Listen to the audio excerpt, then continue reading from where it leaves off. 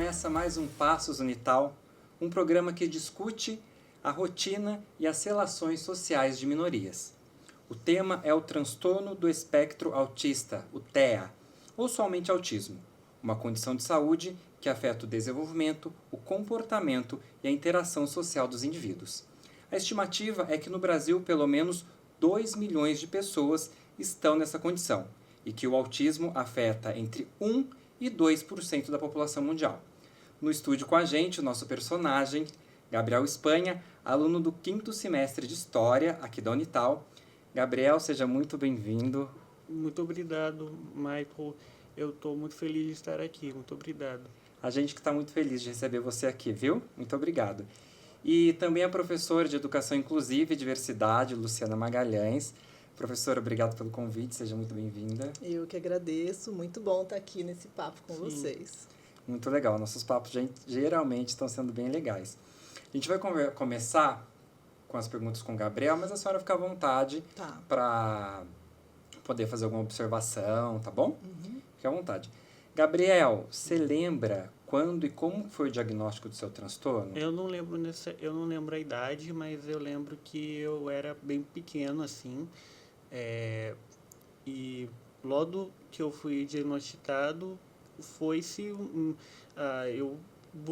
meus pais me buscaram, sabe, várias coisas para que eu pudesse me desenvolver bem. Então eu tive psicopedagoga, eu fui na psicóloga, eu tive fono, porque eu trotava o C pelo T, se não me engano. E aí, durante toda a minha infância e pré-adolescência, eu fui nesses lugares que fizeram muito a diferença para mim. Aí, quando eu estava, logo depois mas durante a pandemia, eu lembro que eu parei de ter ido na psicóloga, fiz o meu primeiro e meu segundo ano todo online, metade foi em híbrido, mas não deu certo. E depois eu fiz o terceiro ano todo na escola, e eu senti que isso dificultou um pouco, né, o estudo, assim, porque eu percebi uma diferença para o terceiro ano, porque como eu estava me preparando para vestibular, tinha coisa que eu não lembrava, tinha coisa que... Porque você está no ensino médio, aí você passa todo o primeiro ano e o segundo ano. Eu acho que só o primeiro ano eu fiz todo online, eu não vou me lembrar agora. Mas eu lembro que eu percebi que teve uma certa dificuldade para poder se restabelecer naquele estudo. Deixa eu te fazer uma pergunta. Você tem nível de suporte ou não? Eu sou nível de suporte 1. Para quem não sabe, o nível de suporte é a necessidade que a pessoa precisa dos outros para conviver, não é isso, professora? Sim, é assim que hoje em dia a gente tem que falar, né? Porque, na verdade, não é a pessoa que tem essa dificuldade. A gente tem que olhar para fora. Sim. Né? Então, qual o suporte que ela precisa? Achei muito interessante, eu não sabia. Você fez algum tipo de tratamento multidisciplinar? Você fez, né? Você acabou de falar pra gente eu fiz tudo isso, né? Eu fiz a terapia também, que é uma atividade com cavalos. Eu não me lembro o motivo de ter feito, mas acho que é por causa de... mobilidade, entendeu? A fala eu desenvolvi bem, eu não troto mais C pelo T, eu trotava bastante as palavras, mas eu tive um ensino fundamental bom. Como eu tinha falado para você, eu tinha feito todo o ensino médio online, então eu senti todo que pode dizer. Era preciso que, no ensino médio, eu precisei resgatar bastante coisa na hora de estudar. E hoje eu percebo que houve uma certa carência. Não que eu não tenha me desenvolvido bem na escola, mas acho que a pandemia afetou todo mundo, né? Sim, é uma carência, acho que todos tivemos. Eu acho que houve uma carência de aprendizagem, uma defasagem de aprendizagem que eu não acho que eu tive. Eu acho que eu me desenvolvi bem no ensino médio, Mas foi geral, mas não é. foi, não foi nada muito com legal você. ter feito o primeiro ano e o segundo ano do ensino médio todo no computador. Sim. Você toma algum medicamento? Já tomou Eu algum medicamento? tomo Daforin, se eu não me engano. Eu achei esse é o nome do remédio. É para ansiedade. Pra ansiedade. É para ansiedade, porque eu tenho uma coisa, a professora inclusive percebe isso um pouco. A minha cabeça não para. Sim. A minha cabeça não para. Ela vê, todos os professores, se vocês conversarem com algum professor do unitário, eles vão perceber. Minha cabeça não para. Você quer tomar um pouquinho de água? Pode ser. Fica à vontade. É verdade isso que ele falou. Sim. Na aula ele vai matutando, pensando. A gente até já mudou o assunto e ele volta, volta. porque ele vai Porque ele fica- aprofundar sim. naquilo que a gente estava falando. Porque, na verdade, é muito eu interessante. presto atenção no que ela fala. E às vezes eu sou um. E assim, os alunos contribuem bastante nas aulas. Só que eu sou o que mais pergunta. Entendeu? Sim. Eu sou o que mais falo, eu sou o que mais pergunta. Porque sua cabeça fica... E eu me cobro. Eu tô tendo Brasil Império Adora, e eu até falei isso com a Suzana.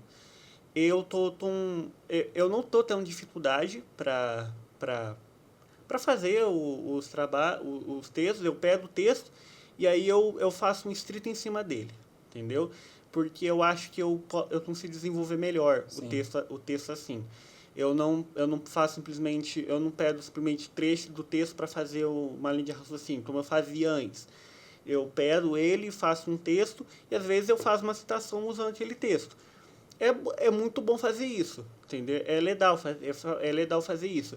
E aí, a professora Luciana, ela incentivou isso. Então, teve uma vez que eu fiz um mapa mental e eu apresentei na sala. Ela incentivava a fazer isso, Sim. entendeu? E geralmente, quando o texto é grande, por exemplo, tem uma coisa interessante. Teve uma coisa interessante que a Suzana tinha passado um texto pra gente, que era um texto sobre o Brasil Império, e eu fiz isso. Eu estou fazendo agora, eu estou criando narrativas em cima dos textos. Sim. Então, eu estou criando um cenário para os textos. Ao invés de pegar o texto e ler ele tradicionalmente, eu estou pegando e estou, por exemplo, o texto cita alguma pessoa, eu dou forma para aquela pessoa. Entendeu? Às vezes eu nem conheço aquele autor, mas eu dou, Nossa, vai muito além, é muito eu tô do querendo, normal, né? Vai. eu tô querendo. E aí o que Cabeça acontece? dele E aí o que acontece? A Suzana tinha passado um texto pra gente, e eu tentei fazer isso, só que o texto era um pouco mais difícil. Então, eu criei uma ideia, eu fiz uma reflexão em cima desse. Na hora de falar sobre a minha reflexão, eu percebi que havia opiniões diferentes entre o autor e o que eu refleti. E eu achei interessante. De primeiro, eu fiquei nervoso, né? Porque achei que tinha falado besteira, mas não. Eu só tinha feito um diálogo com o autor. Sim, e é verdade isso, Biel. Posso te interromper? Sim. Um pouquinho só? Porque ele falou assim, eu me cobro muito. E é verdade. E assim, ele fala uma coisa, aí ele tá sempre refletindo sobre aquilo. E assim, eu acho isso maravilhoso. Todos nós deveríamos ter essa linha, assim. E ao final daquele movimento, assim, da reflexão dele, ou até ao final da aula, ele retoma e ele fala assim, professora, tá certo ou tá errado a forma que eu falei? Eu consegui fazer esse caminho da compreensão corretamente? Na verdade, Luciano, não é só com você, não. Eu tô fazendo isso com todo mundo. Eu faço com todos os professores. Excelente. Eu fiz com a Miriam. Uhum. E a Miriam, eu fiz com a Miriam. Eu faço com a Suzana. A Suzana falou o seguinte. A Suzana falou que no início eu era um pouquinho mais... Eu ia muito, assim, eu não era muito objetivo. Uhum. Não, que assim, eu não conseguia ser muito claro assim. Agora,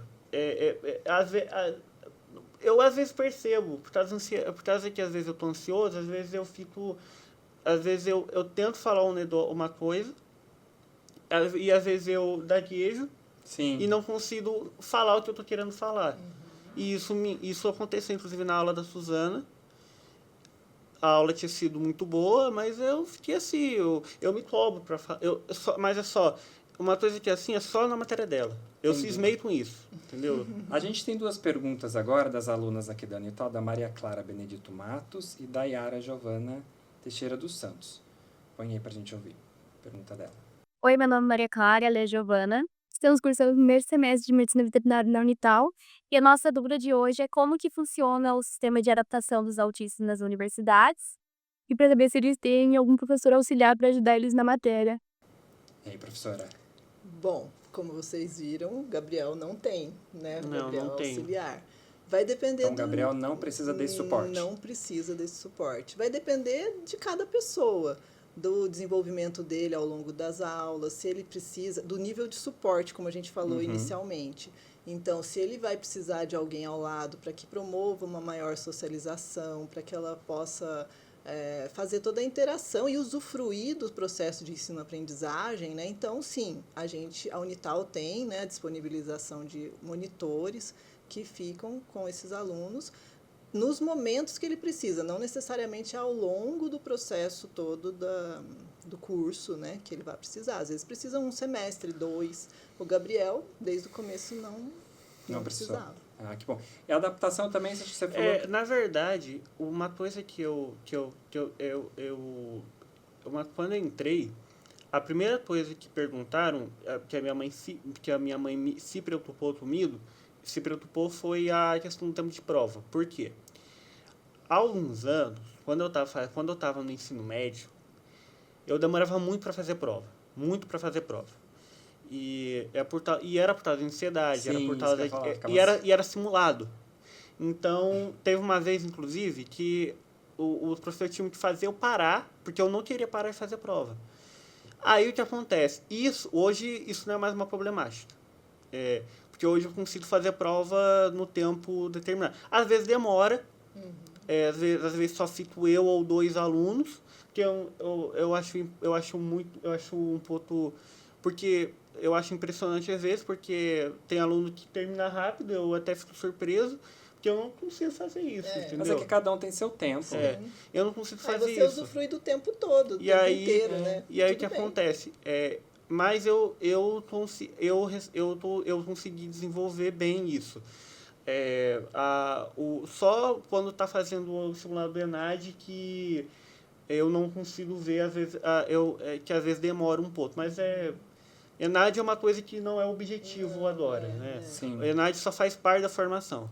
Gabriel, a gente vai ver algumas fotos de você aqui na Unital. Pode Pra você ser. falar um pouquinho mais dessa rotina aqui na Pode universidade ser pra sim, gente. pode ser. Pode falar. Sim. Essa aqui foi no dia do Cicted, onde essa foto aqui foi a primeira vez que eu apresentei. O ano passado. Foi ano passado. Não, foi 2023, se não me engano. 2023. Acho que foi 2023, porque eu tinha cabelo curto. Ah, é verdade. Eu tinha cabelo curto, e aí o que acontece? Naquele dia, essa pesquisa eu fiz com o Moacir, e estou retomando agora, sobre cultura caipira, a representação da cultura caipira na empresa de Taubaté. Basicamente, essa pesquisa ela vai contemplar como a imprensa de Taubaté divulgava a cultura caipira, se há alguma referência da cultura caipira na imprensa de Taubaté. E era um assunto que pouca gente falava, porque o Moacir, ele é professor de história regional na Unital. Então, o tipo de coisa que ele dá, que ele pesquisa, o tipo de coisa que o tipo de matéria, o tipo de disciplina que ele dá é algo que é muito difícil de se encontrar às vezes. Sim. Porque não é que difícil, mas é algo que pouca gente pensa, entendeu? E aí, para fazer essa pesquisa, não bastava simplesmente procurar na internet. Você não vai lá no Google Acadêmico e pesquisa assim, a cultura caipira em Preço Taubaté, não vai achar. Ou se vai achar, vai achar muito pouco. Porque Taubaté é uma cidade que inclusive é abordado num documentário que a Raquel participou, que é sobre as mulheres de Taubaté. Porque Taubaté era vista como piada, era uma cidade vista como piada por causa das meninas do parkour, por causa da grávida. da Taubaté, que a Dora, inclusive, se converteu. A velhinha de A Taubaté. velhinha de Taubaté, anos 80? E aí o que acontece? Taubaté virou meio que um estigma, assim. Virou meio que as pessoas criaram um estereótipo em Taubaté. E aí, inclusive eu assisti o documentário. Não foi no dia, eu não pude estar lá no bar, só que foi um documentário em que eles entrevistaram várias mulheres de Taubaté, inclusive uma das mulheres do skate, das mulheres das meninas do Parkour estavam lá, e elas comentando como que a internet foi maldosa com elas e como que a internet e como que Taubaté não é valorizada da forma que é. E aí, por causa desse estereótipo, isso não há pouco interesse, né, em pesquisar sobre a história da cidade. Eu conheço a cidade, entendeu? Você é de Lorena, eu né? sou de Lorena. E aí, o objetivo dessa pesquisa, a Dora pensando aqui, não é só evidenciar a presença da cultura caipira na empresa de Taubaté, mas também mostrar que Taubaté não é só uma cidade dos memes, entendeu? E a sua rotina com os alunos, com os seus colegas? colegas? No primeiro ano, eu era bem diferente do que eu era antes. Eu era bem infantil, bem infantilzinho. Por quê? Eu tinha acabado de sair do ensino médio. E eu tinha uma mentalidade de ensino médio ainda. Então, por causa de... E aí, eu tive que amadurecer um pouco. Eu ainda continuo brincando, fazendo piada, mas Mas, assim... Porque assim, o que acontece? No ensino, na escola, meio você pode fazer... Mas acontece com todo mundo. Você pode fazer talvez. piada. Essa transição Você para a universidade. não tem Sim. limite, assim, para um ensino médio. É quinta série. Sim. Inclusive, eu faço estágio e vejo bem isso. E aí, eu tive que me adaptar. E eu fiz muitas amizades com isso. Eu fiz amizade com Dá pra ver que você tem bastante amigos. Eu não tenho contato com muitos. Mas nas aulas você se relaciona mas muito bem. Eu me relaciono muito bem com... A turma gosta muito de mim. Sim. Professor, e como que é essa relação com os alunos, com os outros alunos? O Gabriel, na sala de aula, desde que... O ano passado a gente estudou juntos 2 semestres. 2 semestres. Então, sempre ele estava nos grupos participando. Eu nunca precisei fazer nenhuma intervenção diferenciada no caso dele. Então, ele já estava bem, já interagindo com a turma. Afinal, ele já estava há 1 ano. Antes Sim. ele tinha feito o primeiro ano, a gente se encontrou no segundo. Então, não teve necessidade de nenhuma intervenção. A turma respeita muito. Isso é muito importante. Para todo esse processo que o Gabriel está falando, dele se desenvolver, de que antes ele tem essa consciência de que realmente ele precisou se desenvolver nesse ambiente acadêmico, a turma fez toda a diferença também. Acho que todos vão seguindo nesse movimento de se amadurecer juntos, né? E a turma respeita, a turma dialoga, a turma pergunta o que precisa. Então, eu sempre me surpreendia positivamente. Uma turma bem receptiva. Sim, mas apesar de ser receptivo, eu não deixo de ser aluno. Então, Claro. quando eu faço bobagem, Sim. eu levo bronca. Igual. Já levei... Não te isenta, né? Já levei bronca de colega de trabalho por causa que o trabalho não estava bom da forma que deveria. Então, essa história existe. Eu tinha feito um trabalho de história regional com um amigo meu, só que não estava do jeito que era, entendeu? E Entendi. ele cobrou, entendeu? Mas, inclusive, eu já fiquei de recuperação, entendeu? Inclusive, com sociologia da educação. Inclusive, olha que coisa, eu fiquei de recuperação de sociologia da educação no ensino médio e na faculdade. Olha, não é mesmo? Te persegue, então. E pelo mesmo motivo. A gente sempre tem aquela matéria que a gente tem um pouco mais de dificuldade, né? Não foi nem por dificuldade. Eu achava que eu sabia a matéria. Aí não estudava. Eu achava que estava de boa, porque eu tinha ido... Porque assim, eu li os textos, eu eu participava da aula, só que na hora de fazer a prova, eu achava que... Eu achei, assim, a primeira prova... Eu não vou negar. A primeira prova do Silvio foi estrita. Porque eu tinha feito prova com ele, tinha feito polícias educacionais com ele. Só que aí, teve uma coisa... Ele decidiu fazer prova com xizinho. Múltipla escolha. Múltipla escolha. E eu fui mal. Eu fui mal pra caramba. Fui mal pra caramba. E foi o motivo, assim... Eu achava que eu sabia matéria, então eu não estudei. Sim. Eu achava que sabia. Ô, Gabriel, a gente pode passar agora para falar da sua família? Pode. Como que foi o acolhimento? Como que você sente sua família, seus momentos em família? Eu tenho muito apoio do meu pai, da minha mãe e da minha irmã. Que eles estão aqui. Meu pai, minha mãe, minha irmã e eu. Nessa foto, a gente estava em Cruzeiro. Seu pai foi o que te trouxe hoje? Foi. Na verdade, ele me traz... todo esse processo de desenvolvimento foi ele que levou. Ele que levou, ele me levou para psicopedagoga, ele me levou para terapia, ele fez tudo e ele me leva na faculdade. Hoje ele vai me levar, porque é semana de Monteiro Lobato. E tem locais de palestras. E assim, por exemplo, no SEDES ontem, ele teve que me levar, porque eu não sabia onde era. A gente tinha passado no AME, inclusive. Tinha um AME lá atrás, a gente achou que fosse lá, porque era muito parecido. Eu não conhecia, na verdade, o SEDES. O SEDES é uma escola. É uma escola, né? Municipal. E aí eu gostei bastante da palestra lá. Eu tinha ido em palestra do SEB, mas não tinha lido nada dele. E o seu pai ficou com você ontem na palestra? Não, na verdade, ele ficou... Ele estava lá com os amigos dele. Ele ficou lá fora. Tá. Ele ficou lá fora. Ele ficou lá fora. Porque, assim, ele tomou um lugar muito... Porque, assim, o que acontece? Era um lugar muito longe. Então, ele não foi embora. Ele ficou... Eu não sei se ele foi embora ou se ele ficou por lá. Eu acho que ele ficou por lá mesmo. Porque, dependendo do lugar, ele fica lá me esperando. Ele faz isso, por exemplo, na faculdade, quando eu tô... porque não vale a pena ele voltar, é muito... Porque eu vou de van, na verdade. Eu vou de van. Mas nessa semana eu não vou. Acho que quinta-feira eu vou, se eu não me engano. Mas hoje eu não vou de van, porque não precisa. O Rui, que é o motorista da minha van, ele já tinha me levado no direito. Mas como meu pai sabe onde não tem necessidade de me levar. A rotina às vezes muda.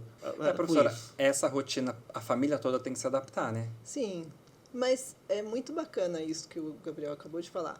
A rotina muda, a família se adapta, mas o mais importante é que, para ele, essa mudança tá ok. Ele tá levando, Isso é um sinal muito importante desse desenvolvimento, que ele tem consciência desse desenvolvimento, né, Biel? E ele sempre fala muito. Eu aprendo muito com ele em sala de aula. Com tudo isso que ele conta, com tudo isso que ele fala e relata sobre ele mesmo. Isso é muito bacana. Confesso que assim, eu me acostumo bem, só que quando eu entrei na faculdade, eu me sentia perdido um pouco nas aulas. Eu fui muito bem no primeiro ano, só que eu me sentia perdido nos assuntos um pouquinho. E me sentia perdido no que fazer, porque eu li os textos. Só que tinha leitura complementar. Eu ainda tinha que me adaptar, porque por causa da mentalidade de ensino médio, que pela questão comportamental, também era questão de estudo. No ensino médio, você tem a apostila. Então, como eu estou na faculdade, eu vou seguir, eu vou fazer essa mesma coisa. Você achou que seria um método... Eu achei que seria assim. Só que assim, eu só comecei a desenvolver método de pesquisa no primeiro semestre e depois fui desenvolvendo até agora. E estou desenvolvendo até agora porque tem coisa que a gente não vai saber. Eu estou tendo agora pesquisa em fontes históricas com a Raquel. E a gente está aprendendo a fazer pesquisa. Gabriel, a gente pode voltar para a entrevista aqui, porque a gente já falou da Unital, Pode, a gente sim. falou da sua família, agora sim. você voltou para a Unital. Sim, desculpe. É aquilo que... É aquilo que você falou no começo. tua cabeça sempre fica retomando o pensamento, retomando o E vai pensamento. aprofundando e trazendo novas Muito coisas. bacana. Pois é. Muito, muito interessante. A gente vai agora ver umas fotos da sua vida social, da sua rotina, Pode ser. né? Que para quem tem um transtorno que as pessoas dizem que é social, não me aparentou muito, não. Você pode falar um pouquinho das suas fotos? Então, onde essa você foto tá? aqui é no Rio de Janeiro. Essa primeira foto que passou Pode falar. foi na viagem do Rio de Janeiro em 2023, quando eu estava no primeiro ano. Essa é uma viagem... A Raquel sempre faz viagem de campo com a gente. E aí, ela juntou... Ela costuma juntar alunos de letras e de história, e a gente faz uma viagem de campo. No Rio de Janeiro, no início a minha mãe se preocupou muito, porque era a minha primeira viagem, né, sem minha família, sem a minha família. Eu já tinha feito isso no ensino médio, mas é outra coisa, né? Mas essa viagem, a Raquel, ela sempre faz, inclusive, uma reunião preparatória. A gente vai para Petrópolis agora, em maio. E o que acontece? No Rio de Janeiro, a gente foi, né? Eu pude andar pelo Rio de Janeiro com meus colegas, e eles sempre me ajudaram muito. Eles me ajudaram muito nessa viagem, principalmente o Felipe, que estuda comigo. Ele me ajuda bastante. Ele me ajuda bastante nessa questão de circular nos lugares, de saber onde eu tô, das informações, de saber onde eu tô. Inclusive no Rio de Janeiro ele fez isso. Inclusive tem o Alisson também, que já se formou, mas ele é PID da Suzana, ele também me ajuda. Essa na caverna, onde que é? A gente tava, se eu não me engano, num lugar no Rio de Janeiro, eu acho que é um parque, se eu não me engano. É um lugar, aí tem meio que um lado, meio uma piscina, assim, É o Jardim Botânico? Não é o Jardim Botânico, eu acho que é... Tem uma foto, você tá em Niterói. Não, no Rio de Janeiro. É tudo Rio de Janeiro. É tudo Rio de Janeiro. Rio de Janeiro. A gente tava... É meio que um parque... Deve ter Jardim Botânico. Eu acho aqui é o Museu do Futuro. Museu da Manhã. É o Museu da Manhã. Aqui é o Museu da... Eu tava entre o Museu da Manhã e aquele Museu do Niemeyer que tem... Aqui ali é o Museu Botânico. Aqui é o Jardim parque, é o Jardim Botânico. Entendi. E aqui, quem tirou foto foi o Gilson. E uma coisa interessante é que, assim, os meus amigos circulavam perto de... tinha amigo meu que circulava perto de mim quando eu estava andando. Tinha colega meu que me acompanhava para eu não ficar sozinho no lugar. Sim. Entendeu? Eu não sei se precisa disso. Isso te incomoda ou isso faz você se sinta querido? Eu vejo como um certo cuidado, porque Sim. Uma preocupação. tipo de companhia, porque o que acontece, como eles são, eu até vejo um pouco do ambiente. Como eu sou um amigo autista, tem gente que não conhece um pouco Sim. o transtorno. Então, muitas vezes se preocupa mais do que deveria, entendeu? E isso não me incomoda, entendeu? No primeiro momento, né, pode se preocupar mais. Hoje, depois quando conhece. você chegou, eu fiquei bastante preocupado. Acho que até falei pra você ver aqui dentro. Mas é da cabeça, né? Da gente que não, E infelizmente... acho que até o seu não tem comentário em esse relação às fotos. Nossa, né? Você Sim, super social. foi isso que eu falei na entrada. Não era o que eu esperava, né? A gente tem que lembrar que o autismo, tem todo um espectro, que é assim que a gente fala, né? Está no espectro autista. Então, dentro dessa, né, por isso que a gente chama desse leque todo, desse espectro, são várias formas de ser. Sim. Então, né, o Gabriel é o Gabriel, tem as características dele, e acho que a gente aprende demais com o autismo. Por isso, porque a gente precisa conhecer as pessoas, não é trazer um rótulo antes e dizer, é autista, tem que ter cuidado, tem que ter isso. Não. Vai sentindo, né? Vai conhecendo. Tem que conhecer, tem que sentir. E assim, as viagens de campo são muito boas porque eu conheço novos lugares. Tem algumas outras... E aí também tem as ATPAs. E a questão de ATPA é muito interessante porque agora eu estou me preocupando com a ATPA. No início eu não me preocupava, só que agora a minha mãe, meu pai, minha família em geral, a gente sempre está fazendo viagens e eu sempre estou fazendo relatório delas. Tem viagem que não precisa. No Rio de Janeiro eu não precisei, porque só pela presença só pela presença já constava. Mas e Lorena Taubaté? Você Lorena, sai com o pessoal, Lorena, com amigos? eu tenho amigos, sim, mas depois que principalmente no ensino médio, mas depois que eu tenho alguns amigos, sim. Eu tenho meus amigos do ensino médio e eu tenho minha prima, Ana Luísa. Ela faz biomedicina na Serra Dourada, em Lorena. Inclusive a foto dela está aqui. Eu com a Ana Luísa, a gente sempre foi muito grudado. Sim, desde a gente Mais nasceu. do que com a sua irmã. A gente nasceu, inclusive, eu não sei, eu acho que a gente nasceu um ano antes. Só que a gente cresceu junto quando a Quem gente nasceu um ano antes? Não, nós dois. Tem uma diferença de um ano. De um A ano. gente, Quem eu é não, mais velho, você ou ela? eu não, a gente tem, a gente tem quase a mesma idade. Ah, tá, um pouquinho de diferença. A gente cresceu junto quando bebê. Ela cresceu junto com a só que o que acontece a gente sempre foi, hoje a gente é muito, muito grudado. Antes, a minha irmã frequentava mais a casa dela. Agora, a gente sai junto. Por causa da faculdade, a gente não está se encontrando tanto. Mas quando sempre tem festa em casa, quando tem meu aniversário, ela sempre está lá. Está lá, presente. Entendeu? Ela sempre está lá. E aqui em Taubaté, como que é? Em Taubaté, eu não saio com meus amigos. Eu só encontro eles na faculdade. Por quê? E nas viagens. E nas viagens. Nas viagens também. Que já é um bom... Eles sempre vão no Silão, sempre vão no bar, só que eu nunca vou conseguir ir por causa da van.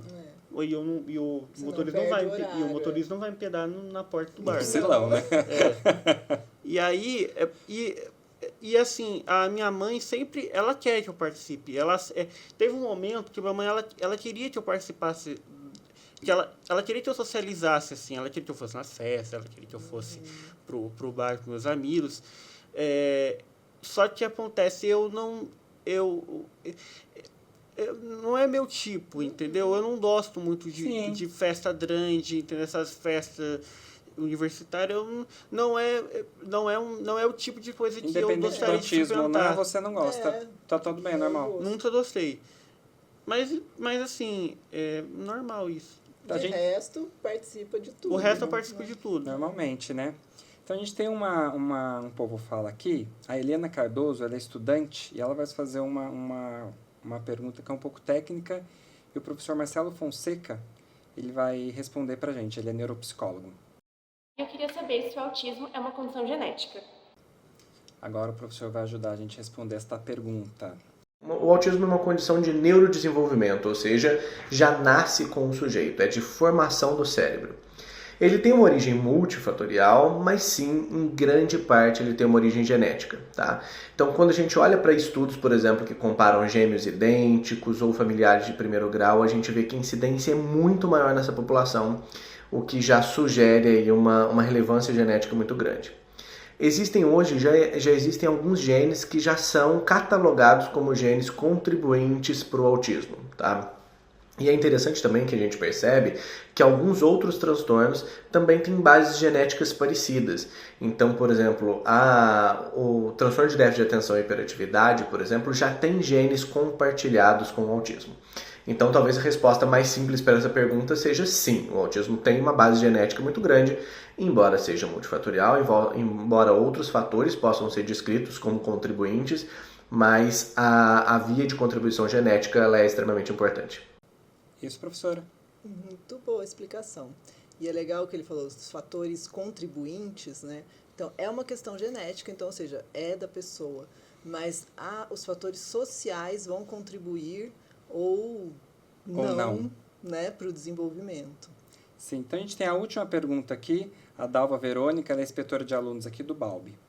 Como que a gente identifica os níveis que a criança ou adulto tem, né? Como que é um nível leve, moderado, forte, né? Nós sabemos que tem algum nível que é mais forte, por exemplo, tem criança, adulto que não é verbal, que não consegue falar, não consegue ouvir direito, dificuldade de locomoção. Então, eu gostaria de saber como que a gente identifica esses níveis. Que é o que a gente estava falando Eu estava falando do espectro, né? E também da questão social, que a avaliação é pelo suporte. Do suporte, isso. O professor vai responder pra gente. Ah, legal.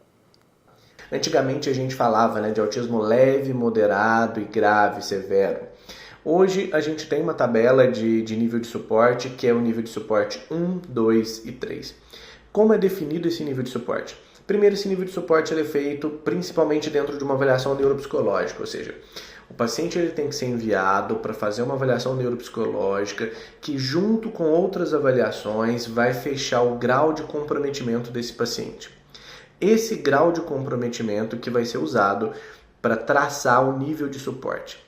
O nível de suporte é o quanto aquele indivíduo precisa de apoio para que consiga fazer tarefas básicas. Então, tarefas como socializar, então ele fala ou ele entende bem a linguagem, ele consegue ter autocuidado, desde higiene pessoal até cuidado de comportamentos preservativos mesmo, de não tocar o fogo, não se expor a riscos. Esse paciente ele tem uma boa conexão com o ambiente, uma boa conexão com a realidade, ou ele tem mais dificuldade, ele tem oscilações de atenção, de memória. Todos esses aspectos são usados para a gente traçar esse nível de suporte. Então a gente fala de motricidade, né? Então coordenação motora fina, coordenação motora ampla, linguagem receptiva, linguagem expressiva, comportamentos de autocuidado. Todos esses aspectos são avaliados dentro da avaliação neuropsicológica e das avaliações neuropediátricas, por exemplo, para que a gente possa chegar a um nível de suporte, tá? Esse nível de suporte, é bom a gente falar, ele não é estático. Então, alguns pacientes, por exemplo, podem ser descritos numa primeira avaliação como nível de suporte 2, por exemplo. Mas depois de terapias de intervenção, esse paciente pode ter uma redução nesse nível de suporte. Então, por exemplo, alguns pacientes não verbais pequenos, depois da avaliação e da intervenção, podem passar a expressar algum tipo de linguagem mais complexa, podem começar a falar, tá? Alguns outros pacientes, eles vão aprender a lidar melhor com o ambiente, vão aprender a lidar melhor com as próprias limitações e vão ter trabalhado os comportamentos que precisam ser modelados. Então o nível de suporte ele não é estático, ele pode mudar ao longo do desenvolvimento do paciente e principalmente a gente espera que ele mude a partir do momento em que a gente faz algumas intervenções, tá? Então basicamente o nível de suporte ele é descrito pelo quanto o paciente vai precisar de suporte de outras pessoas para se manter bem. No caso do Gabriel, suporte É nível suporte 1. suporte 1. Ótimo. Coisas muito poucas, né? Muito, Eu acho que é um avanço a gente pensar assim em nível de suporte. Sim, eu achei máximo. Né? Eu achei o máximo. Porque não o TEA é nível 1, você é nível 1, você é nível 2. Como assim, né? Essa classificação. Fica vago, não trata a pessoa como um ser. Culpabiliza a pessoa. Culpabiliza a pessoa. Assim dá para entender que é a gente que tem a responsabilidade pelo suporte por aquela pessoa. É isso. Essa é a concepção. Então é pensar o que ela precisa, o que a gente tem que fazer. Tá certo. O passo sobre o tema rotina de um autista fica por aqui. A gente conversou com o Gabriel, personagem principal aqui do nosso bate-papo. Gabriel, muito obrigado. Eu agradeço. E também a professora Luciana. Professora Luciana, muito obrigado por a senhora ter me atendido para fazer esse programa. Foi ótimo, fico à disposição para os próximos. E a gente termina o programa com a mensagem do Gabriel. Gabriel, você pode deixar uma mensagem para a gente, o que as pessoas podem fazer para o mundo ser melhor para você? Eu acho que é só a base do respeito mesmo, né? Porque eu acho que com respeito a gente pode mudar as coisas e não olhar diferença. Na verdade, olhar sim para a diferença para poder fazer a inclusão acontecer. Porque na diferença a gente encontra inclusão. Tá certo. Gente, muito obrigado, viu? Gente, muito obrigado. É emocionante, né? Esse programa é muito lindo. Esse programa é muito lindo. Gente, obrigado, viu?